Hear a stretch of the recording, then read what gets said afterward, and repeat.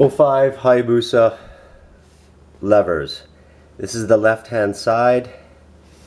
You could see when I received the left hand clutch lever that there are scratches all through here.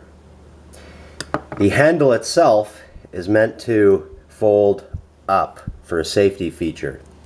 You can see right here that it's rounded and a little ball and socket goes in there, so it folds up. The right hand lever does not move.